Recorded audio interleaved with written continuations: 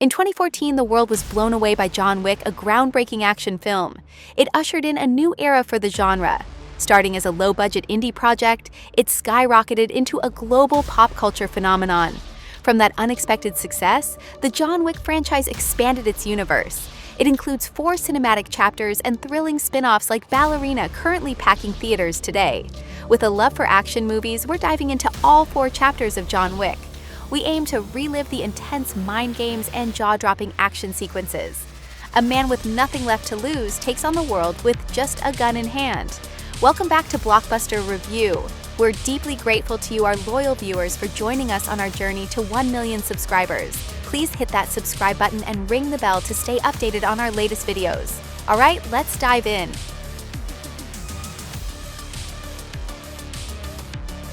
Under the dim glow of dawn, a tall, brooding man named John Wick wakes up. He goes through his routine of brewing coffee, eating breakfast, and brushing his teeth. He looks utterly broken, drained of any will to live. Today is his wife's funeral. In just a few hours, she'll be laid to rest beneath the cold earth. Even now, John can't process that Helen, his wife, is gone.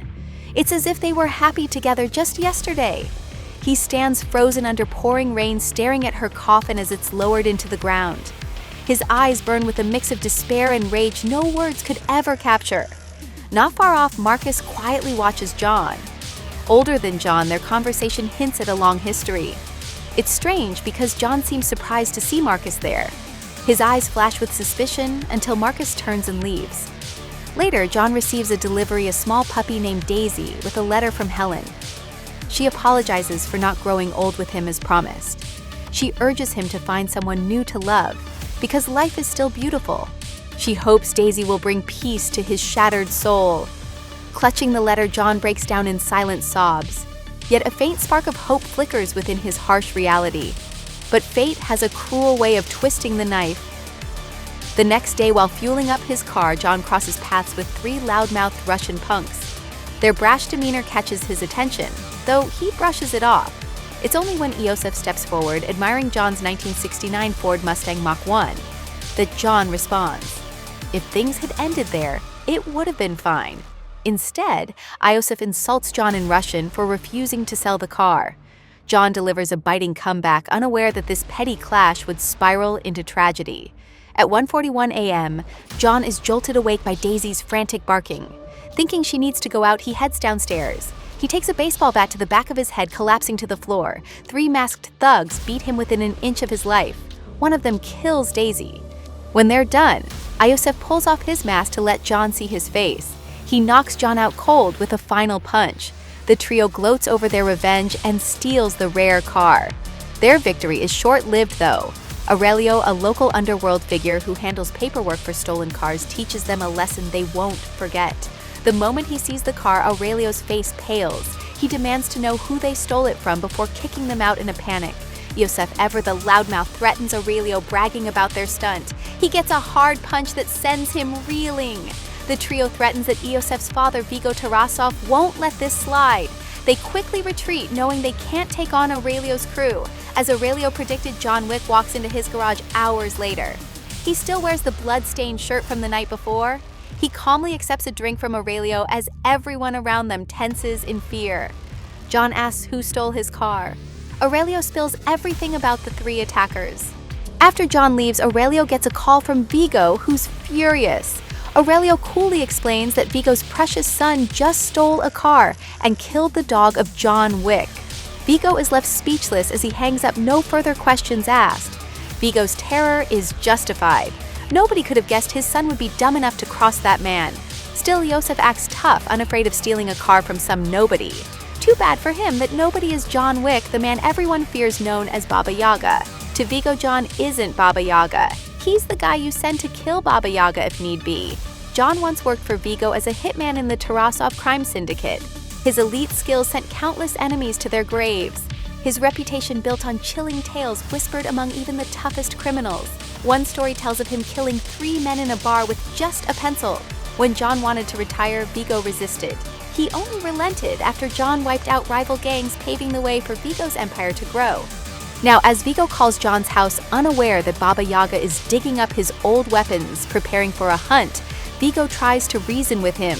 He offers condolences, talking about fate and laughably urging John to act civilized.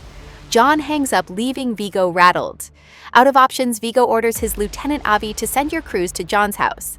Avi hesitates, asking how many people to send. Viggo snaps back, "How many do you have?" It's a chilling yet darkly funny moment. Viggo knows the tattoo on John's back, Fortis Fortuna Adiuvat, meaning fortune favors the bold, isn't there by chance. Under cover of night 12, armed assassins surround John's house. They split into teams to search every corner, confident their numbers and surprise will overwhelm him. They're not wrong, except their target is the underworld's top killer. Gripping his gun, John waits on the second floor. The moment the first three appear, he opens fire, dropping them instantly. The fourth meets the same fate as he peeks out. The fifth takes 2 bullets and a shattered skull before he can react. One by one, they fall under John's gunfire, barely able to fight back against Baba Yaga.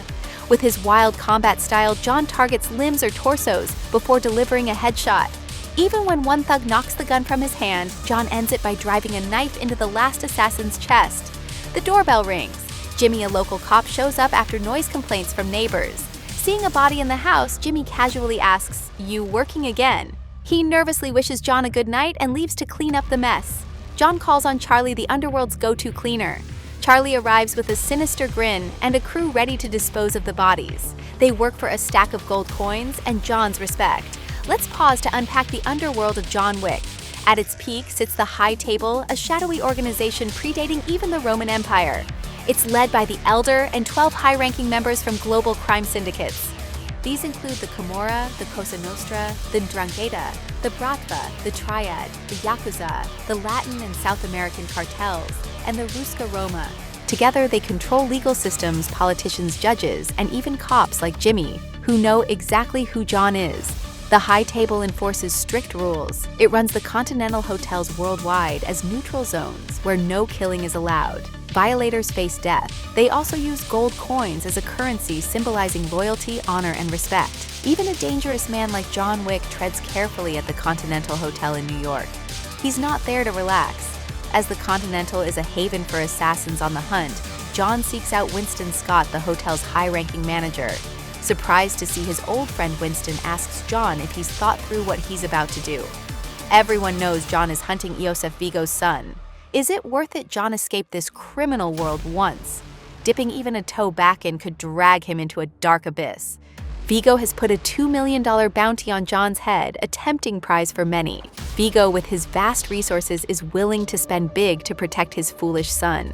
He even approaches Marcus with a private deal, raising the bounty to $4 million for anyone daring to break the rules and kill Baba Yaga at the Continental. Knowing he can't sway John, Winston discreetly tips him off that Iosef is at the Red Circle nightclub. John knows it's a trap set by Viggo. He dons a bulletproof vest under his suit, loads up with guns, and prepares for a bloody night. Laughably, Iosef shows no fear partying at the club, oblivious to what's coming. His bodyguards, led by Kirill, who's in charge of security that night, are on edge, annoyed by Iosef's reckless attitude.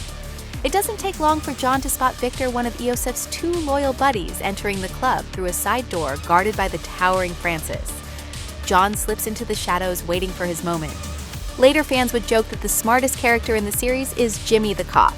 Francis earns the title of luckiest as one of the few John spares. Victor's fate is sealed. John beats him to a pulp, forcing him to reveal Iosef's location before snapping his neck. As he tries to escape, the bodyguard jumps when he sees John on the other side of the door. The two clash, turning the club's ground floor into a war zone. For the first time, Iosef feels real fear. In the deadly yet artistic chaos where blood red mixes with the club's gray-green lights, the demon in John Wick emerges ruthless, cold, and precise. He's death incarnate, a nightmare no one wants to face. The more scared Iosef gets, the more frantic he becomes, running through the crowd, grabbing bodyguards and screaming for help. Here, audiences are treated to a visually stunning action sequence that defines the franchise. It shapes John Wick's signature art of killing. Gun in hand, John blasts through anyone in his way. Many of the bodyguards he shoots that night don't even realize what hit them. They see only a flash from his gun and a deafening bang before their lives end. Each shot lengthens John's kill list. Soon his ammo runs low, forcing him to adapt as Kirill closes in. After 5 years of retirement, John's rusty. Kirill gains the upper hand in their hand-to-hand fight, even throwing John off a balcony after stabbing him with a broken bottle. Knowing he's outmatched, John escapes to fight another day. The Continental offers bizarre services beyond lodging for assassins. They have a 24/7 medical team that patches up John's wounds. He gets no rest as Perkins, an ambitious female assassin, has him in her sights. A bullet through his window jolts John awake. He realizes Perkins is trying to kill him. Baba Yaga gives her a beating she won't forget. The warning shot came from Marcus, who, despite being hired by Vigo, secretly watches John's back. After leaving Perkins bloodied on the floor, John forces her to spill what she knows to avoid a coffin. She reveals a church where Vigo hides his wealth, sparking John's plan to strike there. Just then, Harry, an old friend of John's, arrives to investigate the noise. Seeing Harry, John hands him a gold coin to watch Perkins while he heads out to hunt. John miscalculates twice. First, Perkins escapes her restraints, killing Harry before he can react. Second, John gets captured during his raid on the church. Moments earlier, John burns Vigo's cash and documents used to blackmail city officials. He launches a direct assault on the Russian mafia and their allies. Like a scripted massacre, John sends their henchmen to their graves. Kirill rams him with a car, knocking him out. For the first time in years, Vigo and John come face to face. Unlike Vigo's anger, John demands Iosef's surrender. Realistically, Vigo has the upper hand. He mocks John's dream of a normal life, saying John's naive to think he can escape this cursed path. They've gone too far down the road of crime to turn back. One way or another, they'll face punishment. Consumed by grief and rage over his wife's death, John can't be reasoned with. Vigo leaves. Kirill stays to clean up. Marcus saves John again, sniping a bodyguard from across the building, setting up a one-on-one with Kirill, whose fate is sealed.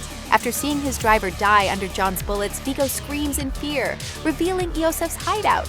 That's all John needs. Using a simple trick, John infiltrates the enemy. He kills a guard, picks a sniping spot, and takes out Iosef's last friend with a headshot before the guy knows what hit him. The remaining guards meet the same fate. Finally, John delivers a bullet to Iosef and walks away coldly. That night, Marcus is executed after Perkins rats him out to Vigo for helping John. Vigo tells John it's the price he pays in raging Baba Yaga. Perkins fares no better. After a call from Winston, she's excommunicated from the underworld for killing Harry at the Continental, facing a death sentence. Winston tips John off to Vigo's location at a nearby dock. This gives John the chance to raise his body count to 77. Vigo proves tough, opting for a one-on-one fight with John. There's only one outcome.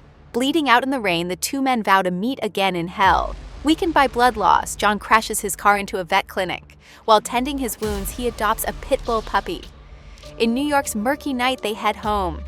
Thanks for watching our video. We're Blockbuster Review. Be sure to subscribe and hit the bell for our latest uploads. We're grateful for your support as we aim for 1 million subscribers. Until next time, enjoy the movie.